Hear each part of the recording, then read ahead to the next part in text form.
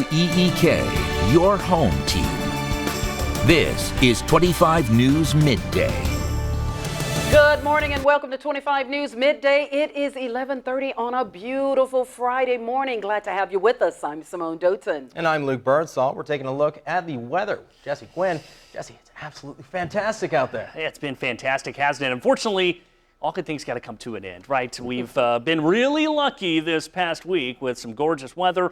Now we're cranking those temperatures up, already up into the 80s. We're getting into the mid to upper 80s this afternoon, and we're seeing more and more of that sunshine. We did have a little bit of that cloud cover thanks to a little bit of a disturbance. Caused a couple of sprinkles around the area, but I think that is now done.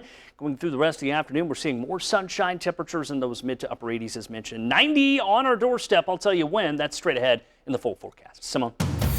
Jesse, thank you so much. Topping the news this half hour, the owners of CityLift, the part of CityLink that caters to riders with disabilities, is now facing a lawsuit from multiple plaintiffs. And that lawsuit claims not one, but two teens with special needs have been dropped off in the wrong locations by that bus service.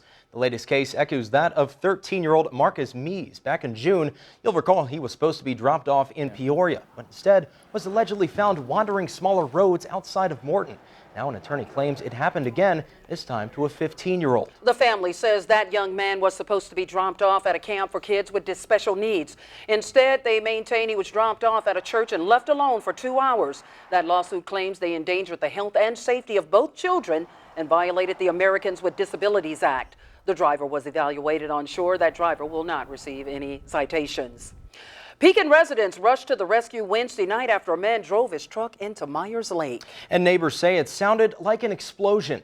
It was around 8:30 Wednesday night when it happened, but when they looked, they saw a truck sinking. Without a second thought, several people leaped into the water to help the person inside the truck. The driver was able to escape just before it went under, and after he was out, other residents, including a trained diver, Mark Matthew, was able to get the truck back on dry land. It's heartwarming to know that people come together to make something like that happen. I mean, people were really worried about, obviously, the condition of the person because the truck's replaceable. But once they found out that they were okay, then it was the next step was to let's get this out of here and do the least environmental problems that we can. The accident was related to a medical condition. The driver was evaluated on shore and isn't receiving any citations.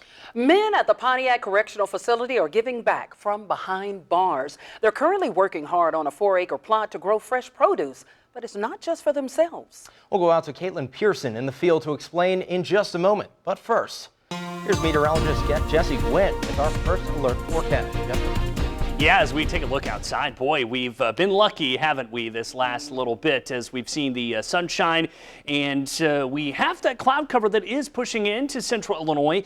As we go through the afternoon, I do think that we don't have to worry about much of that. What we are talking about is heating up going into the weekend. You know how we've had those temperatures in those low to mid 80s? Well, now we're talking mid to upper 80s and eventually the 90s coming back to that forecast. Full details coming up straight ahead in that full 7-day outlook. Luke? All right, thanks a lot, Jesse. And even though the summer heat is holding strong, the time for apple cider is quickly approaching. And you can get a taste of fall early as Tanner's Orchard officially opens for the season Monday. The family destination started back in 1947 and features more than 11,000 apple trees and a 20-acre pumpkin patch. And luckily for Tanner's, the spring rain isn't hurting their produce. No, the weather didn't affect the apples at all. It might have pushed us back maybe a few days or something, you know, for the planting of some of the crops, but we were lucky. We got in when we could.